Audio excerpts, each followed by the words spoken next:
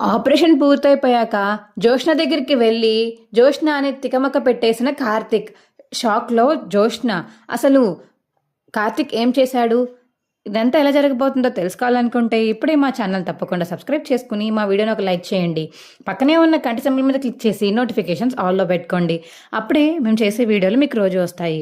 ఇక పారిజాతం అయితే అదేంటిది, అసలు ఇదంతా కళ, నేను అసలు ఏం చేశాను నాకే తెలియట్లేదని చెప్పేసి ఉండండి నేను దీపాన్ని చూడాలి అని దీప ఉన్న రూమ్లోకి అయితే వస్తుంది పారిజాతం.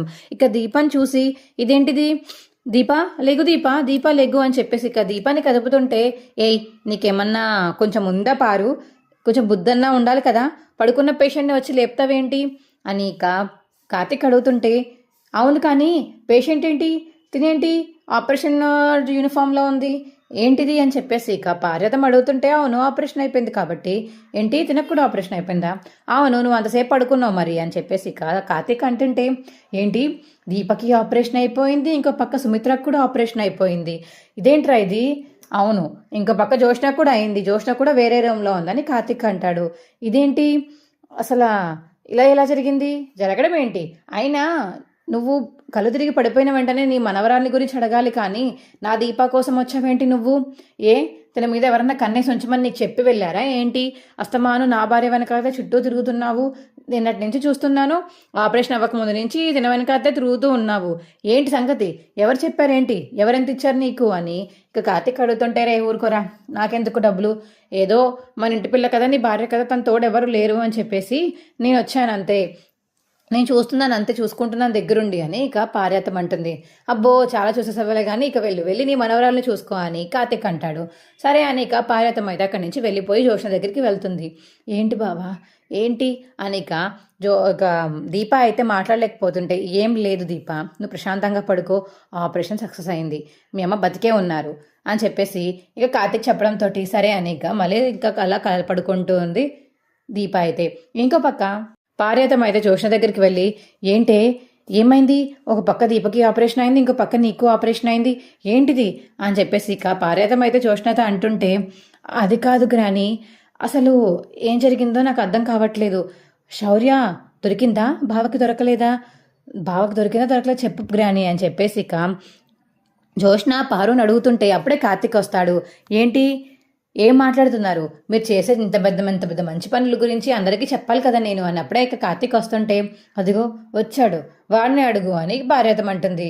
ఏంటి బావా ఏం మాట్లాడుతున్నావు, ఏం పనులు చేశాను నేను అని జోష్న అడుగుతుంటే, అబ్బో మీరు చాలా సైలెంట్గా ఉంటారండి, మీకు అసలు ఏమీ తెలీదు, అలా ఉంది మీ పరిస్థితి, మీ వ్యవహారం, చేసేవన్నీ వెనకతల గుప్పుచాటుగా అన్నీ చేసి పడేస్తారు, కానీ అందరి ముందు మాత్రం ఇరికించేది మమ్మల్నే కదా మీరు అని చెప్పేసి ఇక కార్తీక్ అంటుంటే, బావ దేని గురించి మాట్లాడుతున్నాడు అంటే ఇంత జాలీగా మాట్లాడుతున్నాడంటే జోష్న నిజంగానే అయితే శౌర్య దొరికేసినట్టుంది అని చెప్పేసి ఇక తనలో తాను మనసులో మాట్లాడుకుంటూ ఉంటుంది.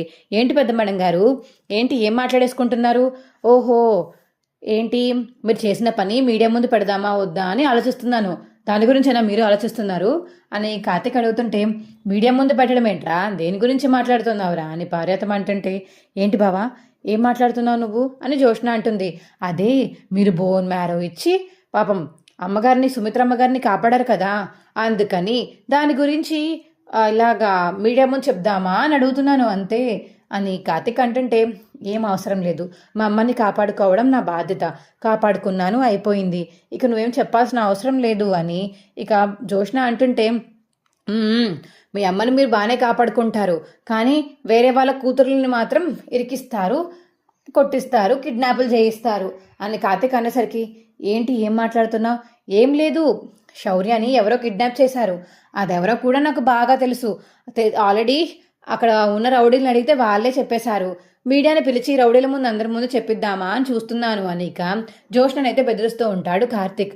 అదేంటి బావా ఎవరు చేశారు, శౌర్య కిడ్నాప్ అవ్వడం ఏంటి అని జోష్న అడుగుతుంటే, మీరు కొంచెం కోలుకోండి పెద్ద మేడం గారు, మీరు కోలుకున్నాక అప్పుడు చెప్తాను, అప్పుడు మీడియాని పిలిచి ఆ రౌడీని తీసుకొచ్చి అందరి ముందు నిజం బయట పెట్టిస్తానులే అని చెప్పేసి కావాలని ఇక కార్తిక్ అయితే జోష్నాని బెదిరిస్తూ ఉంటాడు. గ్రాని ఏంటి గ్రాని ఇది అని చెప్పి ఇంకా అలా చూస్తూ ఉండిపోతుంది పారిజాతాన్ని ఇక జోష్న అయితే. మా వీడియో మీకు ఎలా అనిపించిందో కింద కామెంట్ సెక్షన్లో తెలియచేయండి. మా వీడియో కనుక నచ్చితే మా వీడియోని లైక్ చేసి తప్పకుండా మా ఛానల్ సబ్స్క్రైబ్ చేసుకోండి. పక్కనే ఉన్న గంట సింబల్ మీద క్లిక్ చేసి నోటిఫికేషన్స్ ఆల్లో పెట్టుకోండి. అప్పుడు ఏమేమి చేసే వీడియోలు మీకు రోజు వస్తాయి. ఖచ్చితంగా సబ్స్క్రైబ్ చేసుకోవడం మాత్రం మర్చిపోకండి. Bye friends.